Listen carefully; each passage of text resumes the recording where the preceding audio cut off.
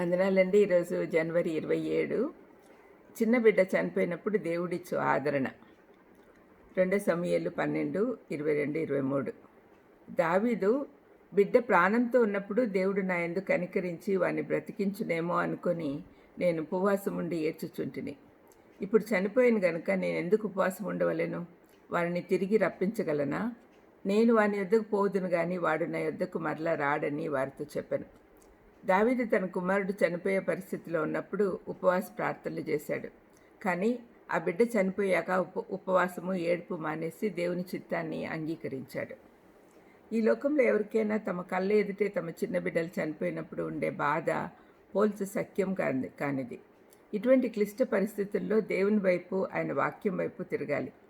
క్రీస్తులో ఉండి చనిపోయిన వారు తప్పకుండా పరలోకానికి వెళ్తారు. కాబట్టి వారిని గురించి ఏడవడము మానేసి మనం కూడా అక్కడికి వెళ్ళి వారిని కలుసుకున్నట్టుకు గాను మనలను మనం సిద్ధపరచుకోవాలి.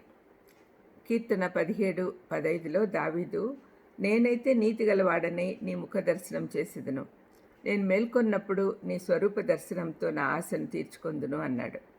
మేల్కొన్నప్పుడు అనే మాట ద్వారా దావీదు మరణం తర్వాత నిత్య జీవముందని నమ్మాడు అని తెలుస్తూ ఉంది. దావీదు దేవుని సార్వభౌమత్వంను, ఆయన గొప్పతనాన్ని అర్థం చేసుకున్నట్లుగా 139వ కీర్తనలో తెలుస్తుంది.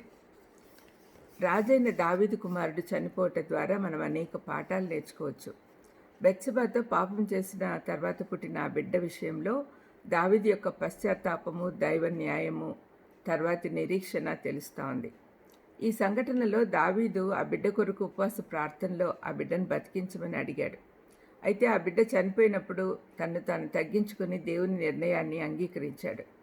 ఎవరికైనా ఇంట్లో చిన్న బిడ్డలు చనిపోతే లోతైన భావాలు బయటకు వస్తాయి.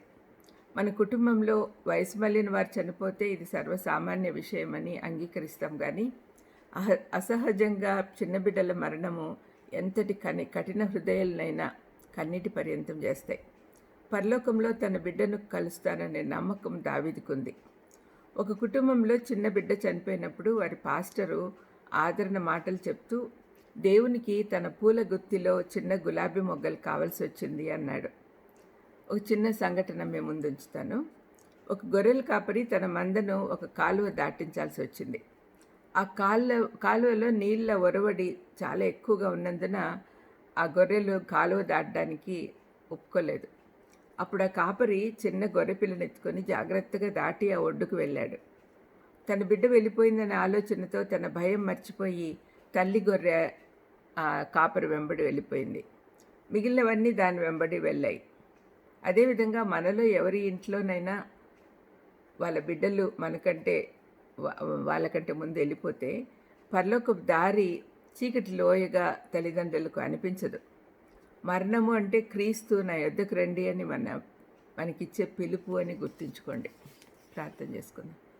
దయమేడ యేసునాయనా, ఎంతోమంది కుటుంబాల్లో చిన్నపిల్లలు వాళ్ళ కళ్ళ ఎదుటే చనిపోతున్నారు నాయన. మరి వాళ్ళకి కావాల్సిన ఆదరణ మాటలు ఈరోజు నా ద్వారా మీరు ఇచ్చారు నాయన. దాన్ని బట్టి మీకు స్తోత్రం తండ్రి. ఏ తల్లిదండ్రులు తమ బిడ్డలు కోల్పోతే భరించలేరు నాయన.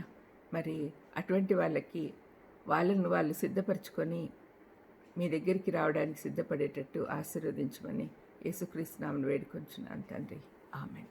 God bless you.